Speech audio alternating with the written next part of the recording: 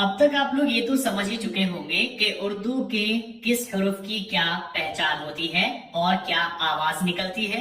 साथ ही उर्दू के हरूफ को जब दूसरे हरूफ के साथ मिलाकर लिखा जाता है तो आवाज और शक्ल कैसी हो जाती है। आज के सबक में हम पढ़ेंगे कि उर्दू के दो हरूफ को मिलाकर कैसे पढ़ते हैं।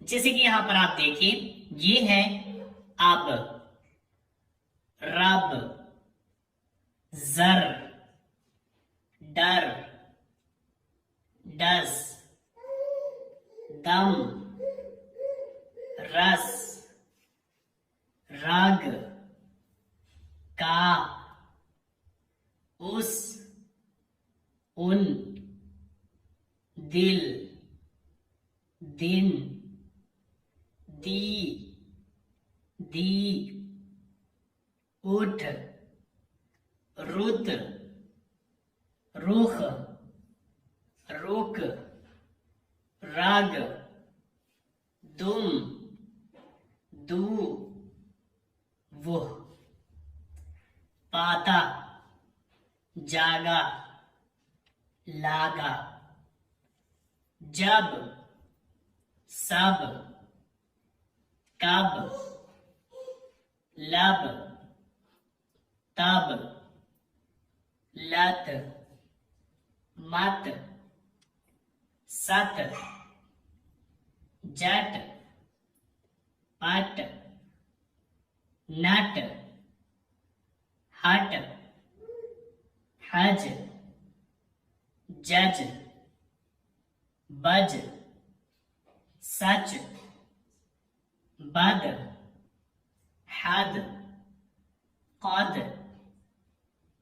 पर, तर, कर, मर, लड़, गज, बस, बश, बत, खत, शक, बल, तल, कल, जल, मल, गम, कम, हम, बन, जिस, तिस, बिल, मिल, सिल, गिन, जिद, जी, पी, ली, दी,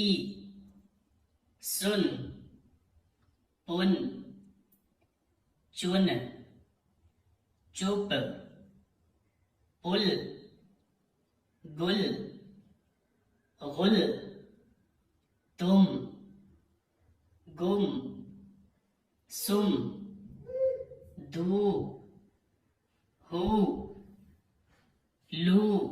सो आज के लिए बस इतना ही। आप इसी की प्रैक्टिस कीजिए। इस वीडियो को आप बार बार देखिए और जब तक आप इसको बार बार देखिए जब तक कि आप सही तरीके से इस पूरे सबक को याद नहीं कर लेते। अगर कोई लफ्ज आपके समझ में नहीं आता है तो आप देखेंगे कि वो किन हरूफ से मिलकर बना है। जैसे कि यहाँ पर आप देखिए, मान लीजिए आपकी समझ में नहीं आ रहा है कि ये क्या है, तो आप यहाँ पर देखेंगे ये मिलकर के बना है लाम से और ते से। जैसे कि हम पहले पढ़ चुके हैं, जब लाम को दूसरे हरूफ के साथ मिलाया जाता है तो उसकी शक्ल ऐसी हो जाती है। तो यहाँ पर ये लाम है, ये ते है, जबर के साथ पढ़ेंगे लत। इसी तरह से मत, सत। इसी तरह से अगर आपकी समझ में नहीं आ रहा है कि ये क्या लफ्ज है तो यहाँ पर भी आप देखेंगे ये किससे मिलकर बना है। तो यहाँ पर ये है गैन और ये है मीम, दोनों को मिलाकर पढ़ेंगे गम। इसी तरह से अगर आपकी समझ में नहीं आ रहा है कि ये क्या लफ्ज है तो यहाँ पर भी आप देखेंगे ये दो हरूफ से मिलकर बना है ज़ाद और दाल, और जेर लगा हुआ है तो इसको हम पढ़ेंगे जिद। इसी तरह से आप इसकी प्रैक्टिस कीजिए। जो भी लफ्ज आपकी समझ में नहीं आता आप देखिए कि वो किन हरूफ से मिलकर के बना है, और उर्दू के हरूफ को दूसरे हरूफ के साथ मिलाकर जब लिखते हैं तो उसकी शक्ल कैसी हो जाती है, ये हम पिछले सबक में समझ चुके हैं।